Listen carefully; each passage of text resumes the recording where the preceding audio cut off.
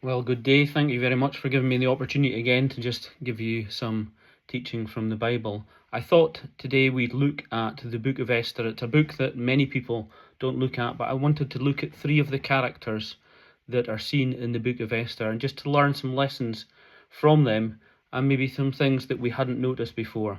The first character I want to look at in Esther is King Ahasuerus. If we look at him, we can see exactly what the Bible would tell us about him. I'll just read Esther chapter 1, verses 1 to 4.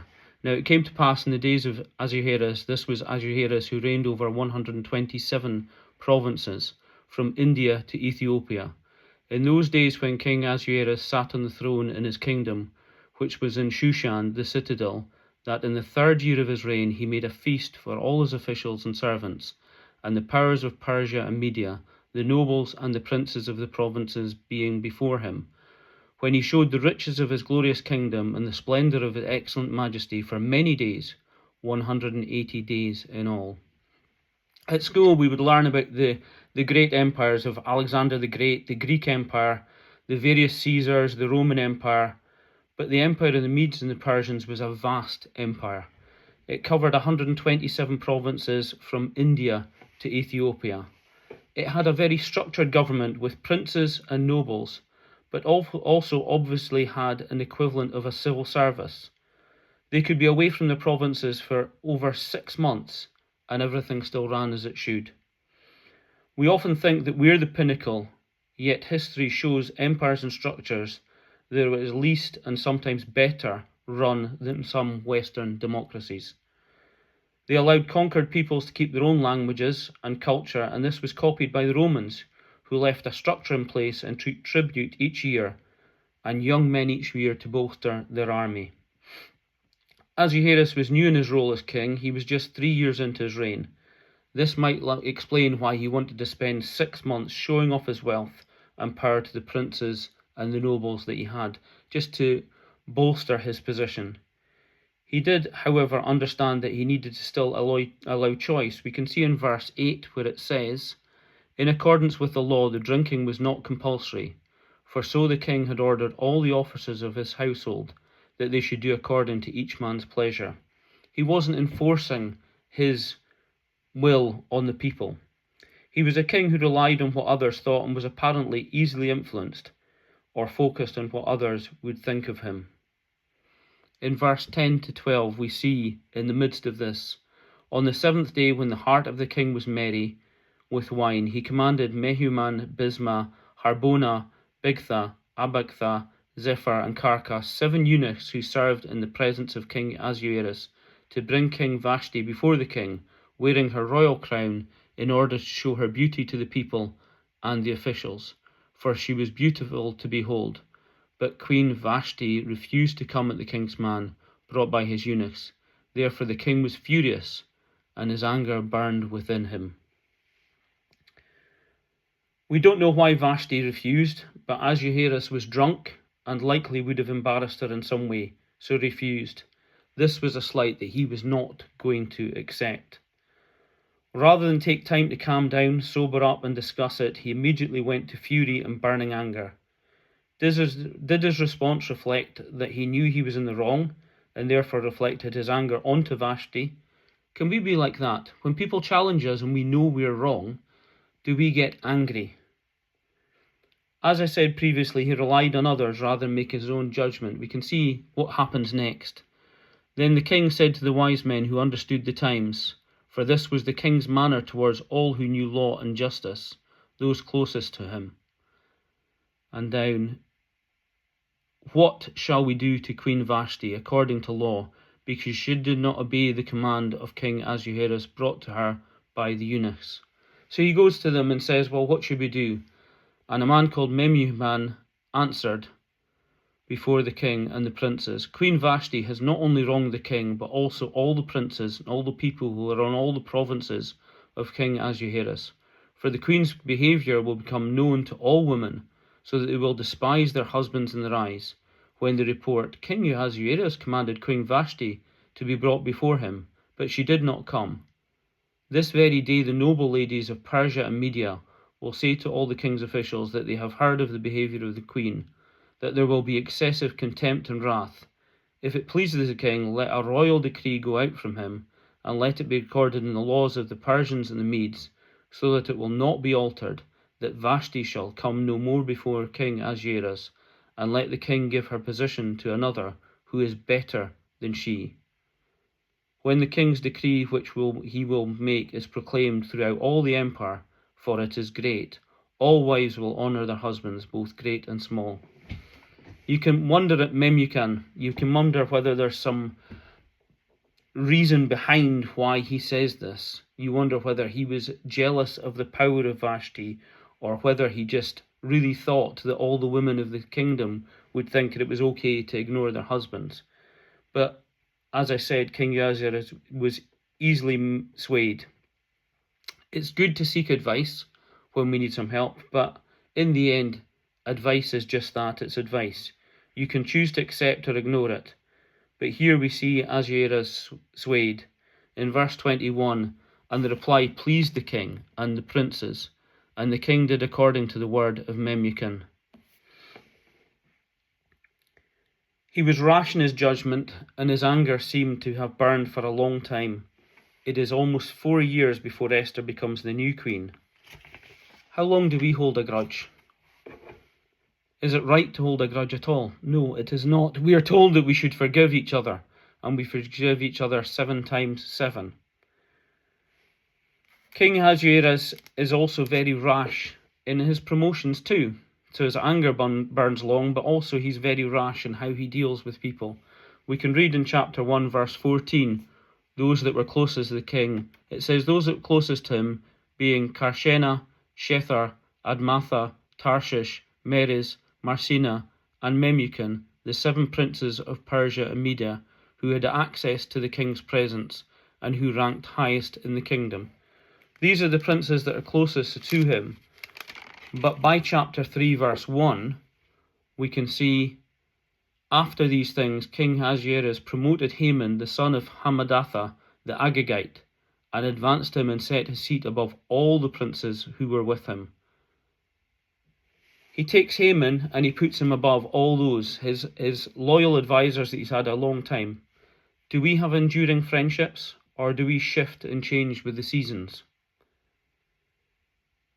King Ahasuerus had a vast wealth, but when King Haman comes to him and speaks about what he wants to do to the Jews, and we can see that in verse 8, then Haman said to King Ahasuerus, there is a certain people scattered and dispersed among the people in all the provinces of your kingdom. Their laws are different from all other peoples, and they do not keep the king's laws.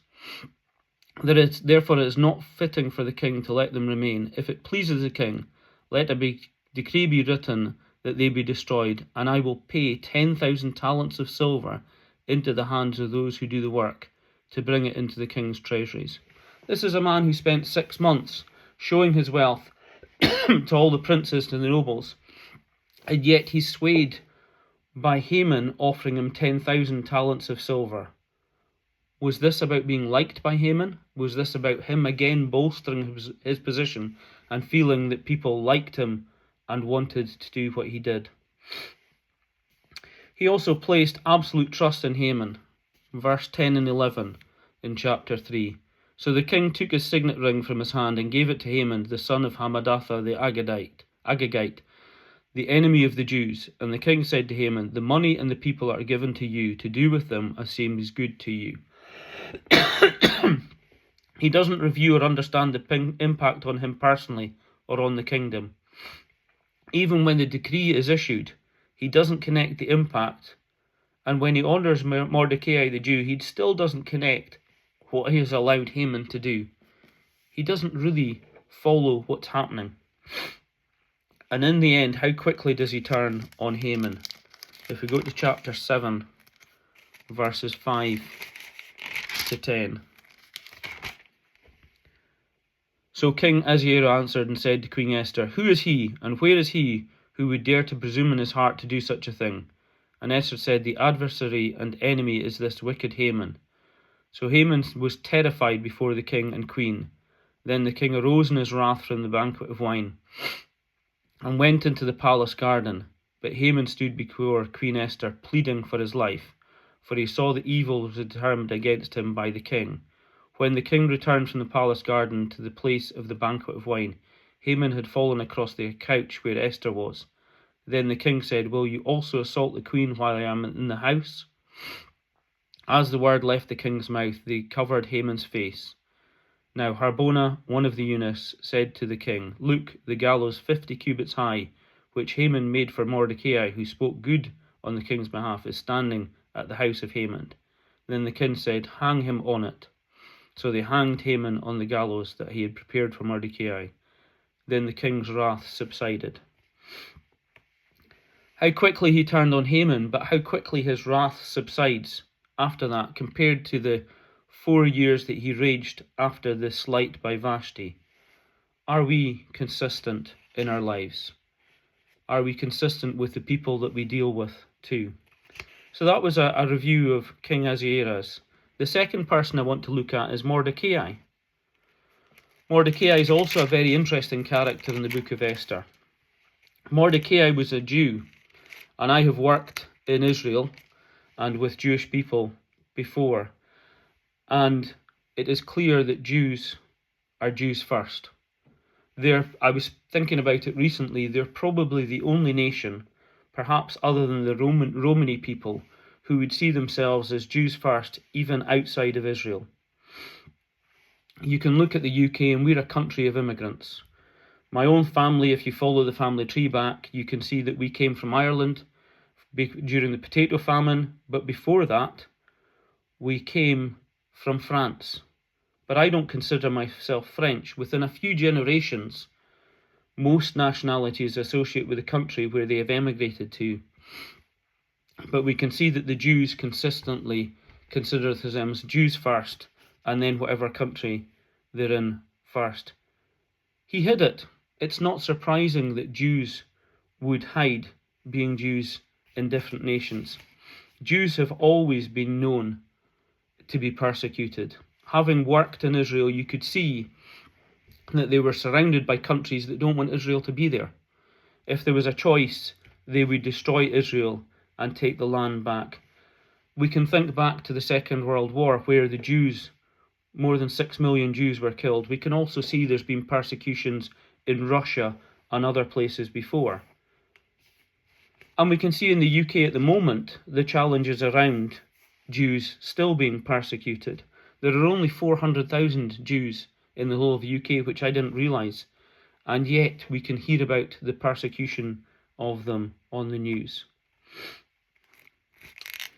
He doesn't admit that he's a Jew, and he hides it, but we can see that when he's challenged, he does admit it. In chapter 3, verse 2-4, "And all the servants who were within the king's gate bowed and paid homage to Haman, for so the king had commanded concerning him. But Mordecai would not bow or pay homage.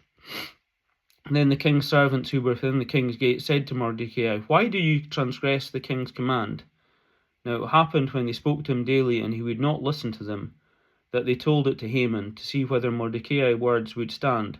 For Mordecai had told them that he was a Jew. He did it because he wasn't going to bow down to anyone, because he trusted in God. He didn't do it because Haman was an Agagite. He did it because of the commandments of God. And we can think of Shadrach, Meshach, and Abednego, who wouldn't bow down to the image. And this is exactly what Mordecai was doing. And you can see that Mordecai followed the law as well, because you can see that he took over bringing up Esther when her parents died. When I was working in Israel, it was very clear that many of the Jews would actually follow traditions, not because they understood them, but because they were just traditions handed down from generation to generation. And we need to guard against that. We need to guard against doing things just because they're a tradition. We need to have a basis for doing that. But I don't believe that Mordecai was like this. He definitely believed in God, and he trusted in God, and he followed rules because he believed in God.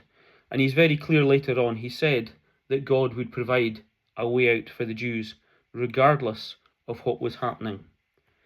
He clearly loved Esther and was at pains to ensure that she was okay. In chapter 2, verse 11, we can see, And every day Mordecai paced in front of the court of the women's quarters to learn of Esther's welfare and what was happening to her. Every day he went to check on her, what love he had for Esther. And we can see that also, even though he was a Jew, he was within this nation, and he was quite happy to defend Ahasuerus despite being a descendant of a captured and exiled people. If we go to chapter 2 and verse 19 onwards. When virgins were gathered together a second time, Mordecai sat within the king's gate. Now Esther had not revealed her family and her people, just as Mordecai had charged her, for Esther obeyed the command of Mordecai as when she was brought up by him. In those days when Mordecai sat within king's gate, 2 of the king's eunuchs, Bigthan and Teresh, doorkeepers, became furious and sought to lay hands on King Ahasuerus. So the matter became known to Mordecai, who told Queen Esther, and Esther informed the king in Mordecai's name. And when an inquiry was made into the matter, it was confirmed, and both were hanged on a gallows. And it was written in the book of the Chronicles in the presence of the king.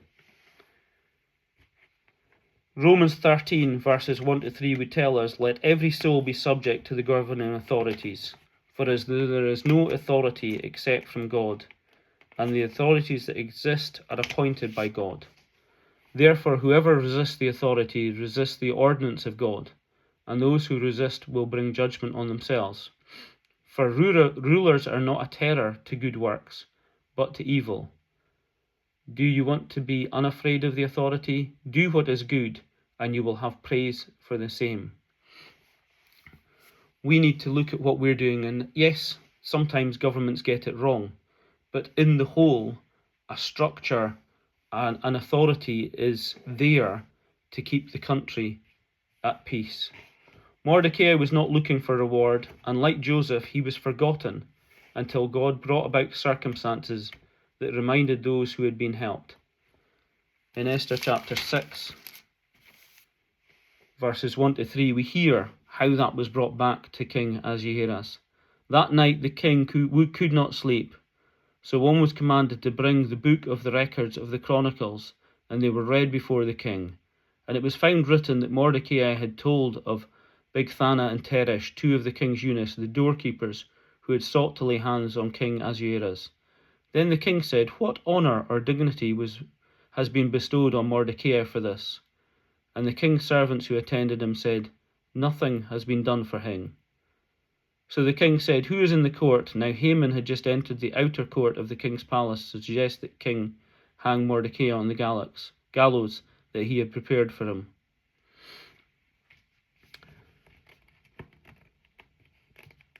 So God reminded King Ahasuerus about Mordecai at perfectly the right thing, the right time. But we need to watch. Do we do things for our glory or because it is the right thing to do?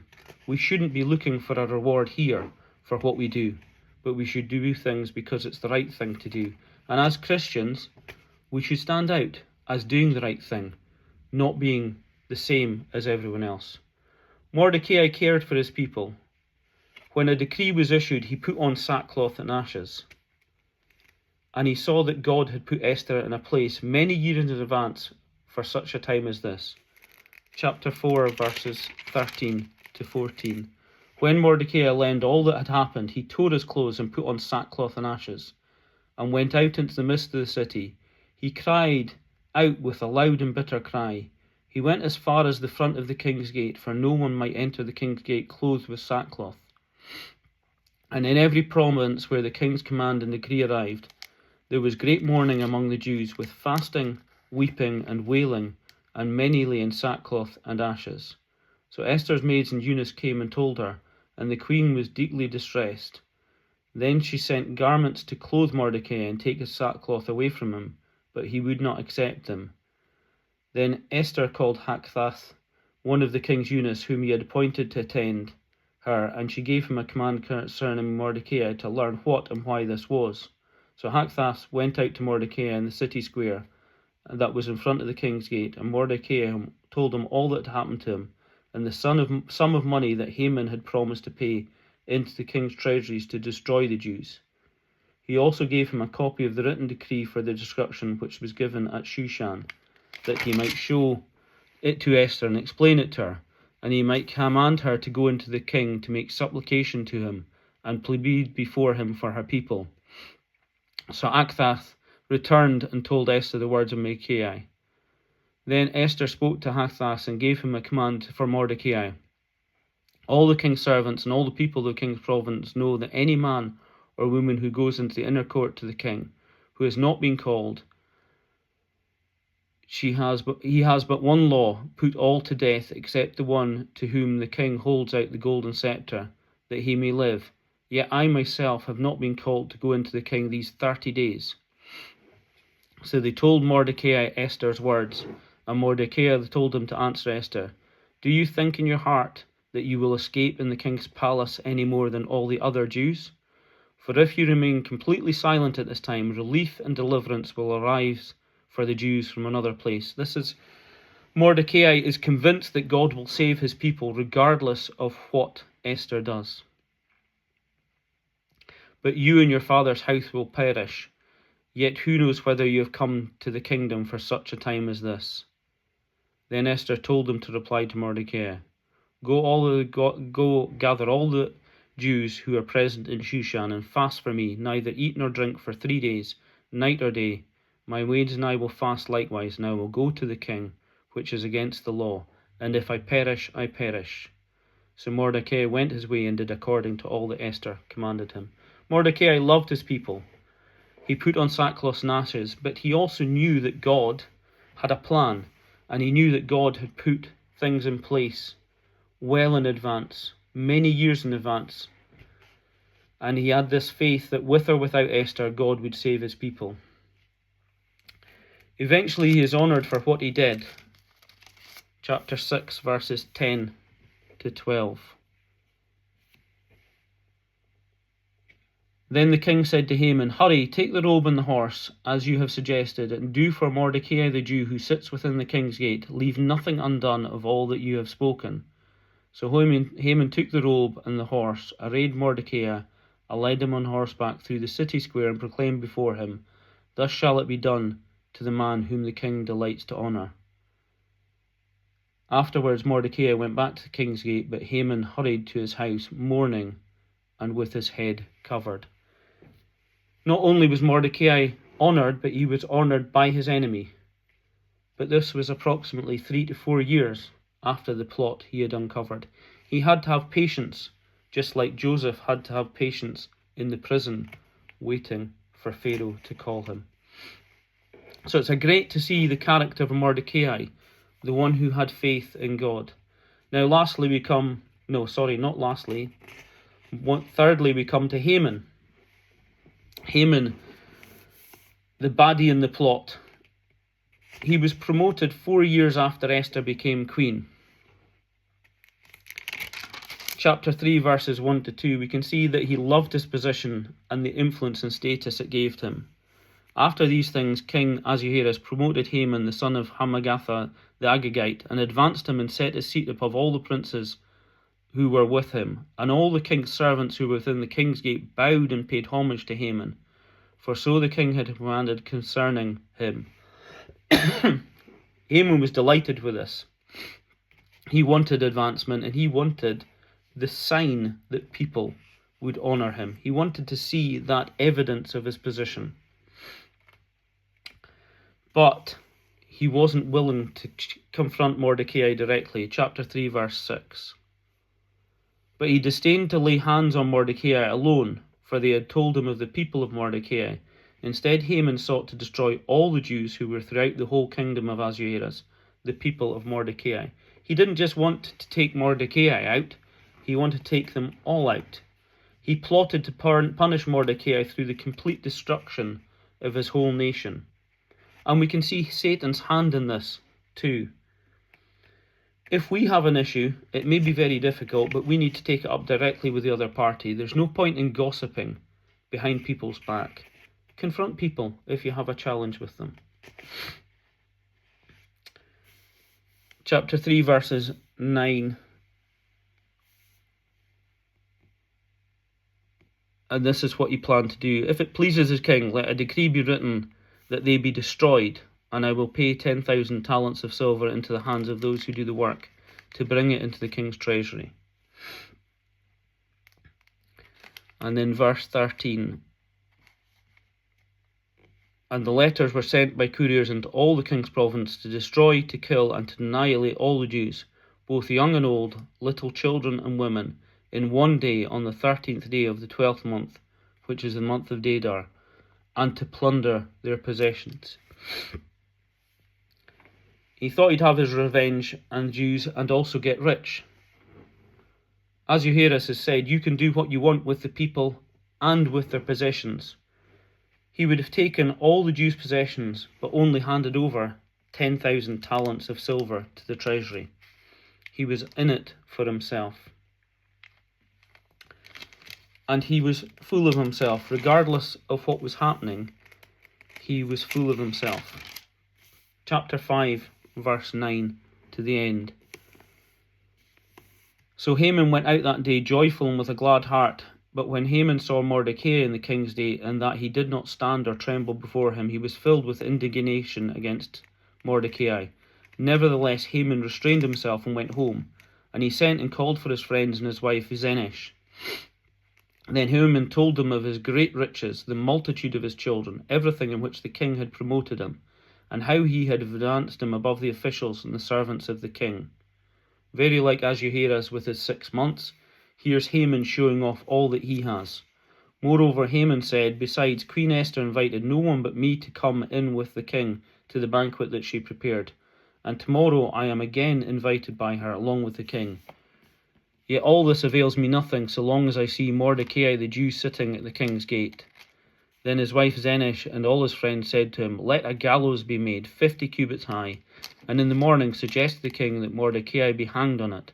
Then go merrily with the king to the banquet.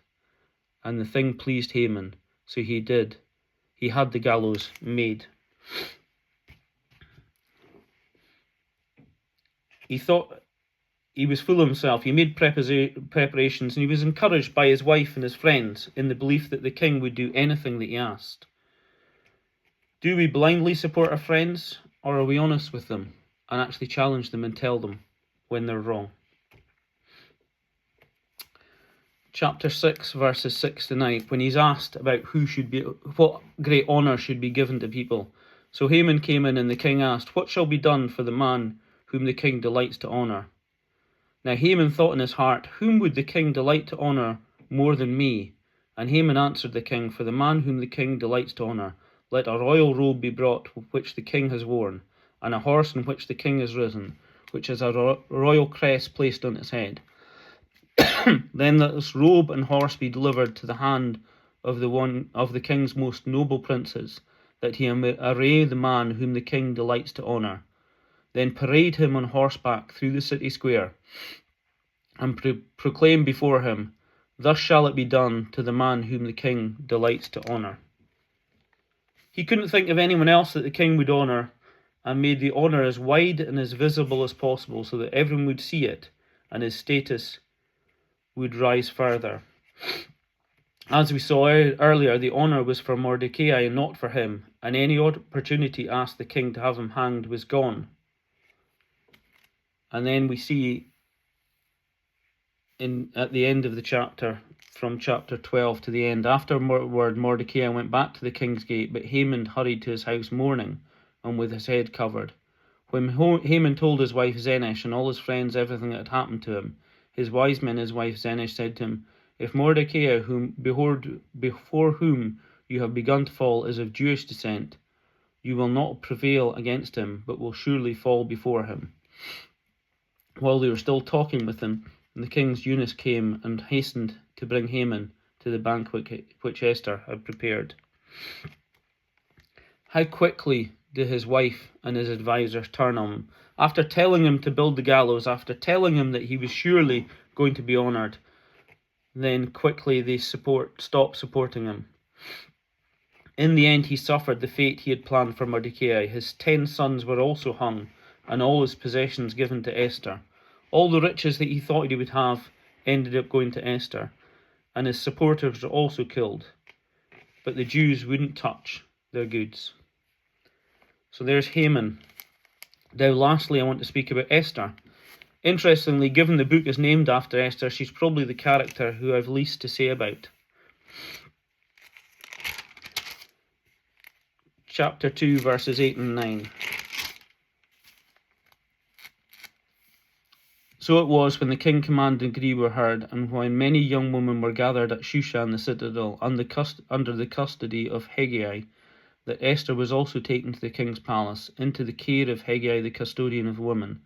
Now the young woman pleased him, and she obtained his favour, so that he readily gave beauty preparations to her, besides her allowance.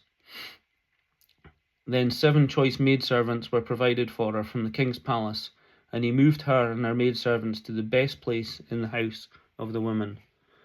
We can just compare that with Daniel, chapter 1 to 9. Now God had brought Daniel into the favour and goodwill of the chief of the eunuchs. And then further on, and as for these 4 young men, God gave them knowledge and skill in all literature and wisdom, and Daniel had understanding in all visions and dreams. Now at the end of the days, when the king had said that they should be brought in, the chief of the eunuchs brought them in before Nebuchadnezzar. Then the king interviewed them, and among them all none was found like Daniel, Hananiah, Mishael, and Azariah. Therefore they served before the king. God had put Esther in the right place well in advance, but she behaved in such a way as was appropriate and gave favour, as did Daniel. We should be known for our work ethic, our diligence, our commitment, our honesty, our morality. We should be an example to others around us, just as Esther and Daniel were. We also see that Esther was willing to risk her life for others. As with Mordecai, I believe she was devout, as her immediate reaction in chapter 4, verses 15 to 17. Then Esther told him to reply to Mordecai, "Go gather all the Jews who are present in Shushan and fast for me. Neither eat nor drink for 3 days, night or day. My maids and I will fast likewise. And so I will go to the king, which is against the law. And if I perish, I perish." She believed that God was in control. She did what God had asked her to do. God was obviously guiding her, and as we see later on, she arranges not 1 but 2 banquets with God interceding between the 2 to remind Ahasuerus of Mordecai's previous actions. It also allowed time for Haman to seal his fate by building the gallows. Often we don't understand events, but God is in control. And we can see throughout Esther's life that God was in control, giving her Mordecai, giving her a position as the queen, giving her the opportunity to save her people. But as I said, although she's named for the book, there is very little else to say about her. Now lastly, I just wanted to cover some numbers from the book of Esther. I'm intrigued by numbers, and my background in finance probably means that's why I do it, but I just wanted to highlight a few things. We often skip over timescales and don't really recognise them, but the events of Esther take place over 8 long years. You think it's very quick, and it's very easy to read them as if they're following each other immediately, but it takes 8 years for all these events to happen. As I mentioned, the king was showing off for 6 months of his goods. And then we can read in chapter 2, verse 12.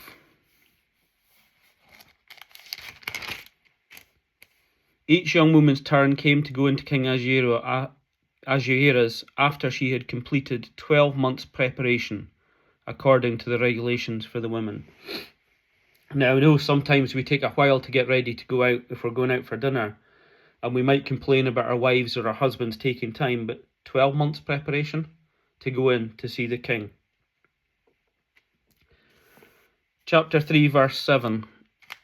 In the first month, which is the month of Nisan, in the 12th year of King Ahasuerus, they cast pur, that is the lot, before Haman to determine the day and the month, until it fell on the 12th month, which is the month of Adar. They had 11 months of worrying and waiting after the decree.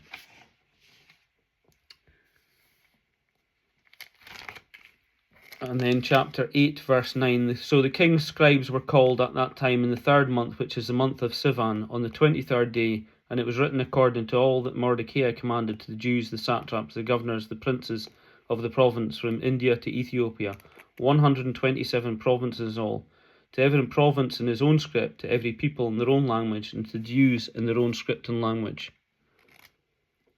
The new decree was over 2 months after their initial decree, so they had 2 months of worry and anguish. And as I said earlier, it was more 4 to 5 years before Mordecai was acknowledged by what he'd done in saving the king's life, and Esther was in place for 4 years in advance of Haman being promoted. Patience is hard, and I'm continually astounded by the timescales in the Bible and the time that people have to wait. We need to remember that God's timing is perfect, and that although it might seem a long time to us, it's perfectly within his plan. Now hopefully these scattered thoughts have made sense and brought some thoughts and lessons out of Esther, and maybe a different perspective on our own behaviours. Thank you.